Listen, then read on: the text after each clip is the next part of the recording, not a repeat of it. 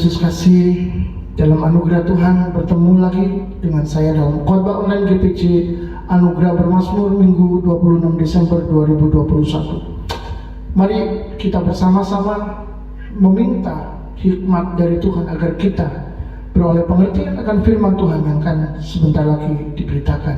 Tuhan Yesus, terima kasih untuk berkat dan anugerah-Mu yang luar biasa hari ini.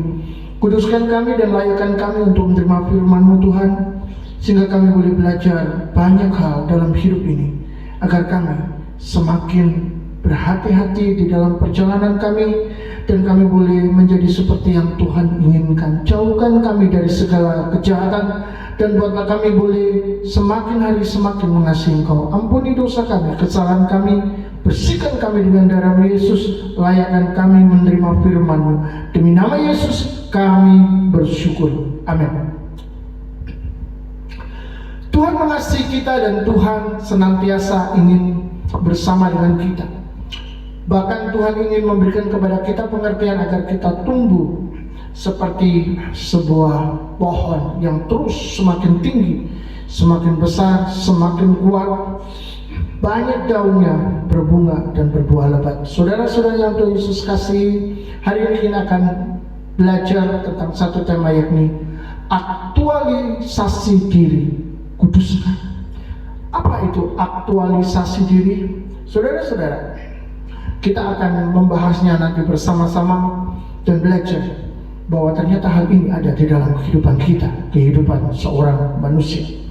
Sebagai ciptaan Tuhan, kita kagum dengan suara merdu, suara yang empuk, bahkan suara tempreng pun kalau diharmonisasi dengan sebuah nada yang tepat dan bagus akan tetap kedengaran enak kalau itu selaras dengan telinga dan jiwa kita. Saudara-saudara, tidak sedikit yang mencoba menggali dan mengekspresikan kemampuan bersuara atau olah vokal untuk menjadi yang terbaik. Seorang driver online dimotivasi oleh penumpangnya yang mengatakan kepadanya, "Suara Anda bagus, Anda harus ikut Indonesian Idol." Dan saudara-saudara dikasih Tuhan, dia benar-benar ikut dan sampai di depan Dewan Juri. Tapi karena suaranya yang tidak masuk hitungan, maka Dewan Juri tidak memberikan kata yes dan memberikan dia tiket untuk maju ke babak yang selanjutnya. Dewan Juri hanya memberi semangat. Namun yang menarik adalah ketika di depan Dewan Juri, dia berkata, "Sampai di sini saya sudah pencapaian terbesar."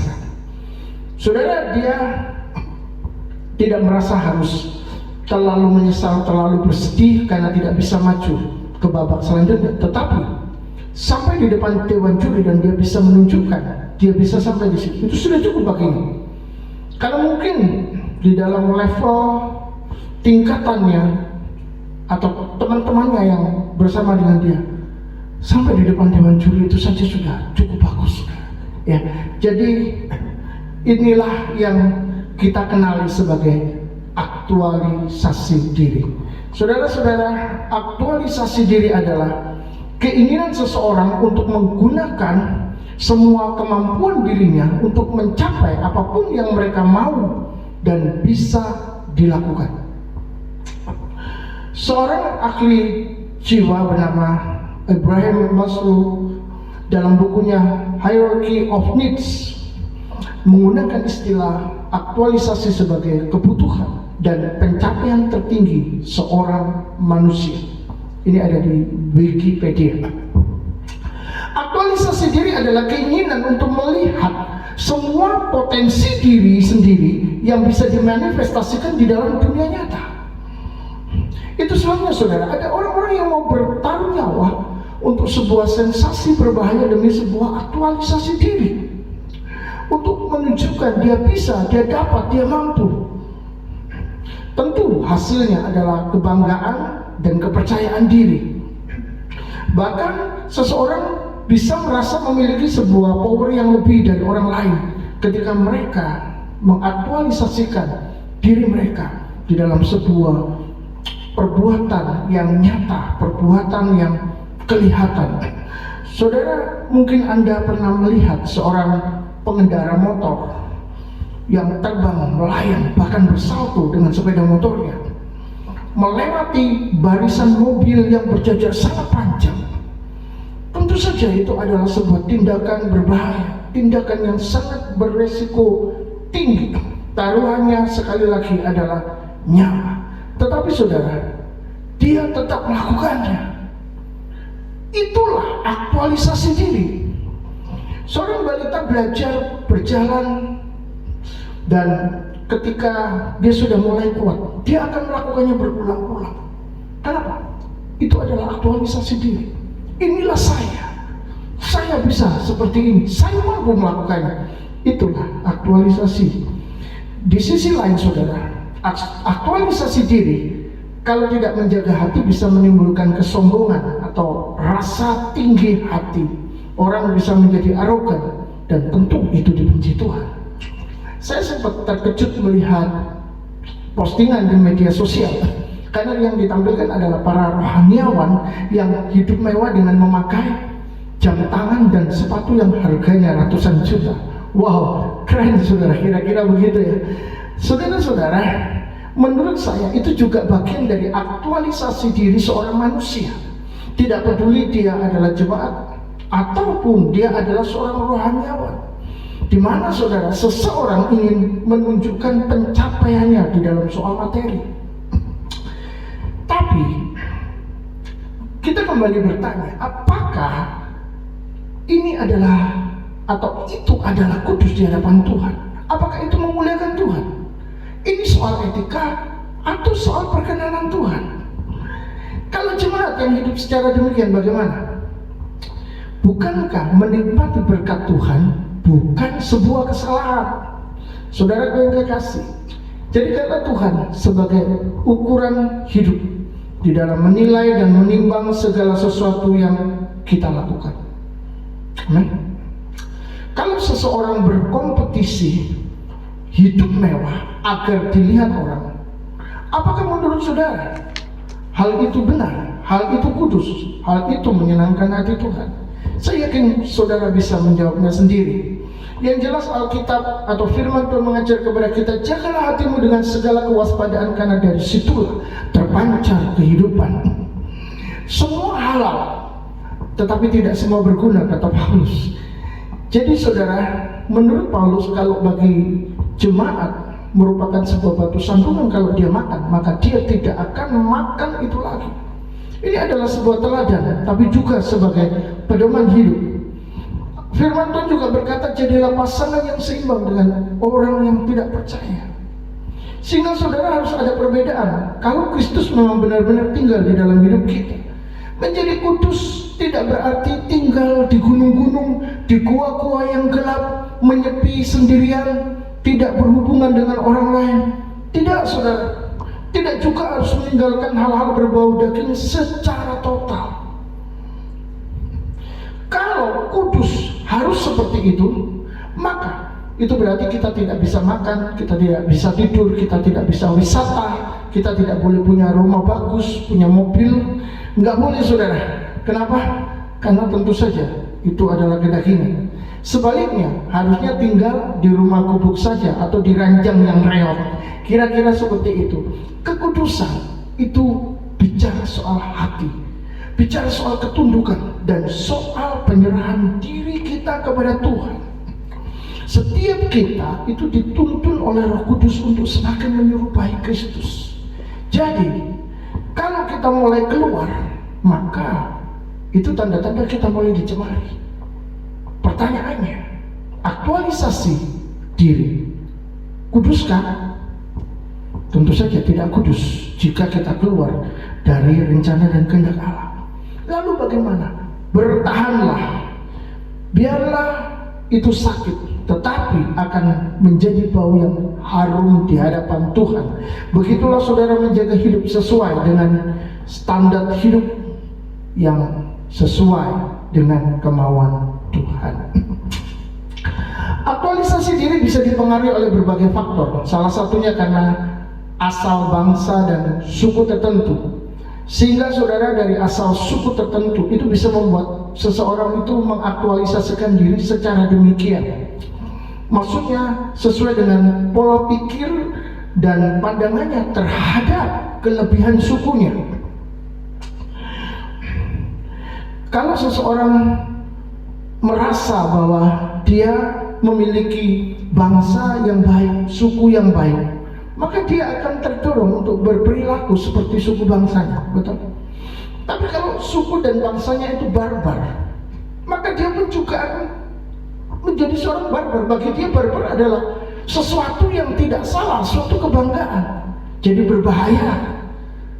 berbahayanya seseorang yang mengaktualisasikan diri dengan pedoman dan cara yang salah. Saudara-saudara, hal seperti ini bisa menimbulkan atau keluar kata-kata kurang lebih seperti ini. Aku adalah bangsa A, aku adalah suku A. Lalu, masa aku tidak bisa melakukan hal itu? Kalau bangsaku, sukuku adalah orang-orang yang pandai berkelahi, maka aku pun juga pandai berkelahi. Kalau suku bangsaku adalah seorang pelaut yang hebat, aku pun juga menjadi seorang pelaut yang hebat. Aku bisa melakukannya. Saudara, dia akan beraktualisasi secara demikian. Dorongan berdasarkan keyakinan akan kemampuan bangsa dan suku di dalamnya membuatnya keluar untuk menciptakan sebuah karya yang besar. Mudah-mudahan seseorang mengaktualisasikan diri dengan cara pandang dan cara berpikir yang benar. Saya yakin bahwa asal bangsa dan suku tertentu itu bisa menjadi sebuah pengaruh di dalam seseorang mengaktualisasikan diri. Yang kedua adalah latar belakang keluarga. Jadi selain faktor kebangsaan ataupun kesukuan, keluarga juga bisa menjadi pemicu untuk seseorang ingin mewujudkan kemampuan diri atau mengaktualisasikan dirinya. Dari keluarga besar yang memiliki prestasi dan banyak diantaranya adalah orang-orang sukses, maka sebagai bagian dari keluarga, seseorang juga ingin mengaktualisasikan diri dengan cara yang sama, yaitu ingin berada pada posisi yang sangat tinggi, menjadi seorang yang berprestasi, menjadi seorang yang sukses. Tentu ini positif. Kalau berasal dari keluarga kaya, dia juga ingin tampil dengan gaya hidup orang kaya. Gak mau saudara pakaian jelek, gak mau pakai sandal yang biasa. Mungkin karena keluarganya adalah orang-orang yang kaya, yang terpandang, yang menganggap materi adalah sesuatu yang penting. Beda dengan keluarga kaya yang tidak menganggap itu seperti itu, maka anak-anaknya juga mungkin akan berperilaku yang sama. Kenapa? Mereka akan mengaktualisasikan diri berdasarkan di mana mereka berada. Berdasarkan apa? Berdasarkan asal suku bangsa, berdasarkan keluarga, dan juga termasuk mungkin berdasarkan komunitas di mana dia tinggal, dia berada, dan dia belajar. Terdidik di sana sebagai apa? Saudara-saudara yang dikasihi Tuhan, kalau ayahnya adalah seorang pengusaha sukses, anak mungkin juga ingin menjadi seorang yang sangat sukses seperti ayahnya, bahkan ditambahkan pendidikan yang lebih baik, dia akan berpikir dia bisa lebih sukses dari ayahnya. Itu adalah aktualisasi diri. Dan pemicunya atau pemicu dari aktualisasi diri adalah motivasi untuk mengembangkan kemampuan diri sampai ke puncak. Sehingga saudara, hasil dari sebuah aktualisasi diri ini adalah kepuasan diri. Orang yang berhasil, yang sukses mengaktualisasikan diri sebagai dia, sebagai dirinya, sebagai pribadinya, yang mampu melakukan hal-hal yang mungkin tidak bisa dilakukan orang lain, membuat dia merasa puas. Saya sudah lakukan itu. Wow, saya sudah jadi diri sendiri. Itu luar biasa. Sisi positif aktualisasi diri adalah membuat orang naik kelas untuk memaksimalkan kemampuan. Betul? Kemampuan dirinya. Dia menjadi semakin hari semakin luar biasa. Seorang bayi akan sangat bangga kalau dia sudah bisa melihat kanan dan kiri. Lebih besar lagi, dia akan lebih bangga lagi dia bisa berjalan. Bahkan mungkin tambah besar lagi, dia bersuka cita, dia berbahagia, dia bisa berlari, melompat. dan akhirnya menjadi seseorang yang bisa melakukan lebih banyak lagi. Itu adalah aktualisasi diri. Tapi saudara, sisi negatifnya itu bisa membuat orang menjadi serakah dan ingin lebih dan tidak bersyukur akan batas yang diberikan Tuhan. Contohnya adalah Lucifer atau malaikat yang diciptakan Tuhan dengan kemampuan luar biasa seperti Tuhan. Dia tidak akan pernah menjadi Tuhan, tetapi dia bisa seperti Tuhan. Dia memiliki kemampuan yang hebat dan luar biasa. Nah, pada waktu dia mengaktualisasikan dirinya sebagai seorang yang memang diberikan power dan kuasa, diberikan potensi yang luar biasa besarnya, diciptakan sempurna, si malaikat ini tiba-tiba ingin menjadi seperti Allah. Dia ingin naik ke gunung yang kudus, dia ingin duduk di tahta Allah. Oh, sungguh dia ingin merebut, ingin mengkudeta Tuhan yang menciptakan dia. Ini artinya dia sudah mengaktualisasikan diri keluar dari batas yang diberikan oleh Tuhan. Dan tentu itu adalah aktualisasi diri yang tidak kudus. Saudara-saudara, akibat dari mengaktualisasi diri yang salah, yang tidak kudus, orang itu tidak akan berkembang untuk memberkati orang lain, tapi justru dia akan berkembang untuk menjadi seorang yang bisanya memuaskan diri saja. Dan tentu saja jika aktualisasi diri ini tujuannya hanya untuk memuaskan diri dan tidak peduli dengan yang lain, maka aktualisasi diri ini menjadi tidak kudus lagi, karena dia tidak menjadikan Tuhan sebagai sumber pengukurnya. Saudara, ini akan berkembang kepada banyak hal negatif lainnya, karena motivasi sudah keluar dari apa yang ditentukan oleh Tuhan, yaitu untuk menjadi berkat, berubah arah menjadi kudus. Karena semua kepentingan aktualisasi diri tidak lagi bersinergi dengan kebaikan, melainkan keuntungan diri. Jadi kalau aktualisasi diri ini sekarang urusannya sudah berhubungan dengan yang namanya keuntungan diri, maka aktualisasi diri ini tentu saja tidak kudus. Mari kita melihat seorang tokoh besar dalam Alkitab yang mengaktualisasikan dirinya, dan akhirnya dia terjerumus di dalam kesalahan dan dosa serta keluar dari rencana Tuhan di dalam hidupnya. Pengkhotbah pasal 1 ayat 12 sampai 13 dan ayat 16.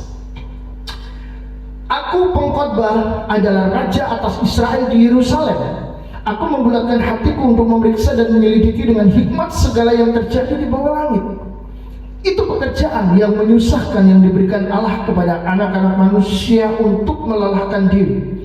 Aku berkata di dalam hati, lihatlah, aku telah memperbesar dan menambah hikmat lebih daripada semua orang yang memerintah atas Yerusalem sebelum aku. Dan hatiku telah memperoleh banyak hikmat dan pengetahuan. Saudara-saudara, Salomo menerima karunia hikmat dari Tuhan, dan itu mendorongnya untuk mencapai ke puncak, sebab dia merasa adanya satu kebutuhan yang harus dipenuhi dalam dirinya agar dia bisa menjadi sebagaimana mestinya, bahkan mungkin menjadi super sebagai seorang manusia. Itulah aktualisasi.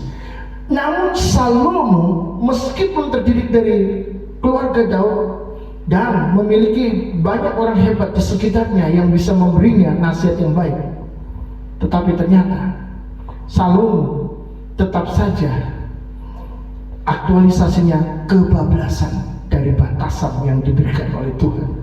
Salomo menghalalkan segala cara untuk mencapai potensi diri dengan melakukan semua tanpa rasa takut akan Tuhan. Dia bergaul dengan dosa agar keinginannya tercapai.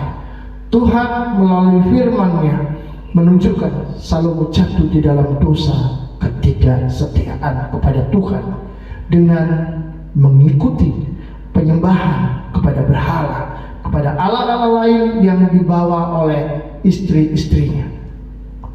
Istrinya ada 700, guntingnya 300. Dia sudah kebablas, tapi dia berjalan terus seakan-akan jalannya lurus. Mengapa? Karena dia memiliki semua yang diperlukan. Hikmat punya, potensinya besar, menjadi orang yang melakukan banyak hal. Uang ada, saudara. Lalu kekuasaan dia punya, karena dia adalah seorang raja. Itu sebabnya, saudara, aktualisasi diri berdampak positif jika pencapaiannya melibatkan Tuhan dan tunduk kepada firman-Nya. Sebaliknya, aktualisasi berdampak negatif jika pencapaian tersebut tidak disertai rasa takut akan Tuhan dan rasa hormat kepada Tuhan.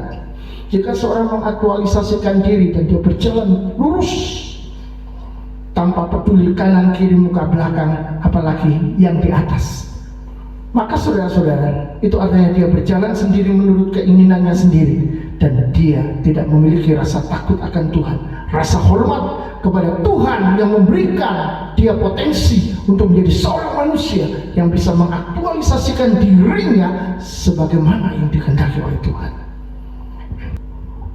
Kita mendengar ada ilmuwan yang berencana melakukan cloning manusia, dan mereka berhasil mengkloning binatang. Tapi saudara-saudara, apakah cloning seperti itu berkenan kepada Tuhan? Cloning manusia merendahkan Tuhan Sang Pencipta yang menciptakan manusia segambar dan serupa dengan dirinya. Sehingga banyak yang memprotes keras, tanda tidak setuju. Tapi apakah Anda setuju bahwa untuk sebuah pencapaian yang tidak kudus itu bukan cuma soal cloning? Cloning adalah satu dari banyak hal yang bisa dilakukan oleh manusia sebagai suatu tindakan aktualisasi diri. Bisa ribuan hal yang sekarang mungkin sedang dianalisa dan dalam tahap akhir, dan itu tidak kudus di hadapan Tuhan. Itu melanggar kebenaran, melanggar firman. Entah apa itu, bisa apa saja. Jadi lalu bagaimana dengan dunia orang-orang percaya kepada Yesus? Apakah di dalam dunia pelayanan, berkhotbah, bermain musik, menyanyi merupakan ucapan syukur dan persembahan kepada Tuhan, atau justru itu merupakan ajang aktualisasi diri untuk pencapaian sebagai yang terbaik? Lalu semua berlomba menjadi pengkhotbah yang populer, menjadi pemain musik rohani yang hebat, menjadi worship leader yang terbagus, menjadi para pemimpin dalam bidang masing-masing dalam pelayanan yang akan disukai oleh orang. Wah, rasanya bangga, rasanya senang. Apakah ini sesuai dengan kehendak Tuhan? Bukankah menjadi pelayan yang seharusnya selalu berkata kepada Tuhan, aku tidak berguna, aku adalah hamba yang tidak berguna, yang hanya melakukan apa yang diperintahkan oleh Tuhan. Aku adalah hamba yang mengerjakan bagianku saja yang Tuhan sukai dan dipandang tidak melanggar kekudusannya. Saudara-saudara, berhati-hatilah. Malaikat yang Tuhan ciptakan secara sempurna telah melewati hal itu dan telah jatuh ke lubang tanpa dasar. Dia mendapati dirinya jatuh dan tidak pernah ada kesempatan untuk kembali lagi. Karena bagi malaikat atau makhluk ciptaan Tuhan yang lain yang telah jatuh, tidak ada keselamatan, tidak ada kesempatan untuk bertobat dan diselamatkan seperti yang dialami oleh manusia. Mengapa? Karena Yesus datang, Yesus lahir, sehingga kita merayakannya sebagai hari Natal, adalah untuk manusia. Dia datang sebagai manusia, mewakili manusia untuk menanggung hukuman dosa di dalam dirinya, di dalam tubuhnya, supaya manusia boleh beroleh kebebasan, kelepasan, keselamatan. Karena dia sesungguhnya yang menanggung semua beban dan hukuman dosa itu. Tapi saudara, untuk malaikat Tuhan, Tuhan tidak mati untuk mereka. Tuhan tidak mati sebagai seorang malaikat. Jika aktualisasi diri tidak ditempatkan di dalam bingkai firman-Nya, maka itu akan menjadi cemar dan dekat dengan pembuangan. Karena yang menjadi ukuran bagi Tuhan adalah kudus. Bukan betapa baiknya dan betapa bagusnya Anda mengaktualisasikan diri menjadi seorang yang hebat, yang terkenal, yang luar biasa. Tidak. Setiap pelayan rohani, sebagus apapun, sehebat apapun, akan disingkirkan Tuhan jika tidak mencapai standar kekudusan yang diinginkan oleh Tuhan. Manusia boleh memiliki pencapaian setinggi mungkin dalam pelayanan, tapi kalau itu tidak selaras dengan yang ingin dicapai oleh Tuhan, maka semua akan menjadi sia-sia, saudara. Sebab itu menjadi tidak bernilai. Bagusnya hanya di mata manusia, hebat di mata manusia, tetapi tidak berharga di mata Tuhan. Jadi apa untungnya? Introspeksi, koreksi diri dengan menjadikan firman Tuhan sebagai ukuran orisinil. Itu akan menjauhkan kita melakukan hal sia-sia di dalam melayani Tuhan. Karena semua pekerjaan orang akan diuji oleh api. Apakah pekerjaannya dari debu jerami atau kayu, itu akan terbakar oleh api. Atau pekerjaannya bernilai seperti emas yang dibakar oleh api, semakin lama semakin murni, dan dia akan memperoleh pahala dari Tuhan. Saudara-saudara, sudahkah kita bertanya pada diri sendiri, apakah yang kita lakukan sehari-hari di dalam hidup ini, atau apakah pelayanan kita kepadanya benar-benar murni untuk memuliakan namanya? Atau itu hanya untuk kepuasan pribadi, tanpa rasa hormat, tanpa rasa takut kepada Tuhan, tanpa kemauan, keinginan untuk tunduk kepada Tuhan yang telah memberikan semuanya itu kepada kita. Jadi lalu apakah semua yang kita lakukan untuk Dia benar-benar sebagai suatu persembahan korban yang berbau harum, atau pelayanan kita justru merupakan sebuah jalan untuk mencari keuntungan saja?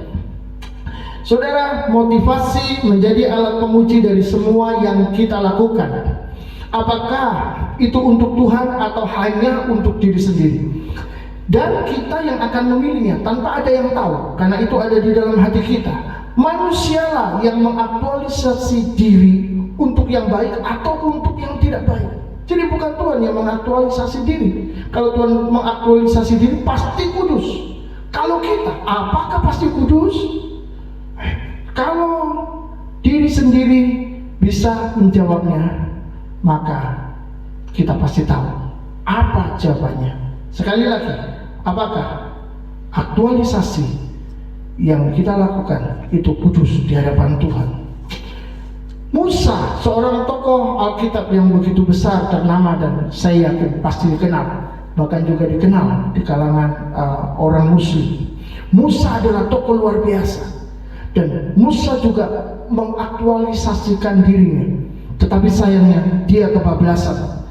Saudara, Musa merasa dekat dengan Tuhan, memiliki wewenang Tuhan, maka dia merasa dia punya hak untuk marah ketika umat Israel yang digembalakannya melakukan hal yang salah. Dan kala itu dia benar-benar marah terhadap kedekilan hati umat Israel yang terus menuntut bersungut-sungut kepada Tuhan.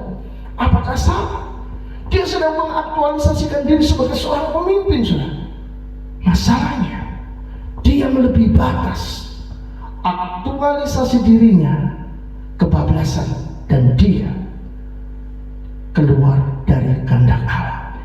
Musa melanggar kekudusan Tuhan. Mengapa Musa melanggar kekudusan Tuhan? Karena pada waktu itu Musa menonjolkan dirinya, bukan menonjolkan Tuhan yang seharusnya menerima penghormatan dan kemuliaan. Musa mencuri kemuliaan Allah. Itu yang terjadi, dan harga yang harus dibayarnya sangat mahal. Saudara-saudara, Musa tidak boleh masuk ke tanah Kanaan, di mana tanah Kanaan sebenarnya adalah sebuah tempat di mana Tuhan akan menggenapkan firman-Nya, janji-janjinya melalui Musa, di dalam diri Musa, tentang masuk ke tanah Kanaan. Dia sudah melayani Tuhan begitu lama, melayani Tuhan dengan sungguh-sungguh, bukan tidak sungguh-sungguh. Dia seorang yang mengasihi Tuhan. Tetapi saudara, pada satu tahap itu, titik terakhir, dia gagal. Sangat menyakitkan.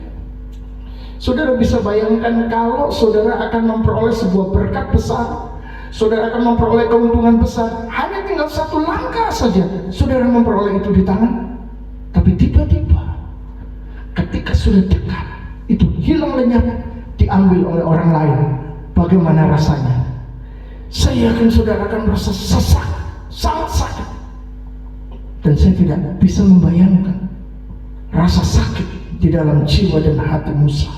Itu menjadi hukuman yang sangat besar. Musa melanggar kekudusan Tuhan. Saudara, kisah tersebut mengingatkan kita agar berhati-hati dengan aktualisasi diri yang tidak terkontrol.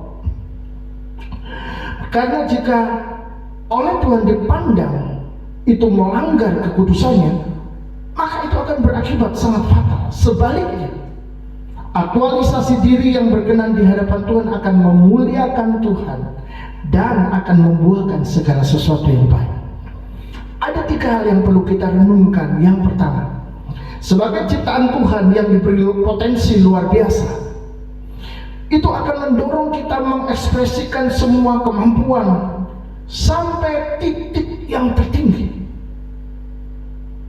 Yang kedua, aktualisasi diri adalah normal dan wajar sebagai manusia, tapi bukan di dalamnya bebas dari tanggung jawab. Seperti Adam dan Hawa diberikan kebebasan secara penuh untuk mengaktualisasi diri mereka sebagai ciptaan Tuhan yang luar biasa. Tetapi ada batas, yaitu ketaatan pada kehendak Allah.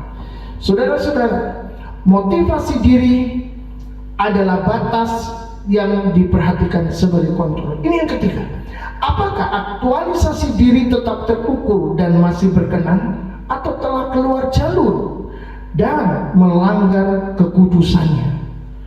Kiranya Tuhan menolong kita agar kita boleh menjadi orang-orang yang tetap mengaktualisasi diri di dalam jalannya, di dalam kebenarannya, tidak melanggar kekudusannya, sehingga kita boleh menjadi orang-orang yang berkenan, yang Dia inginkan, dan menjadi berkat bagi semua orang.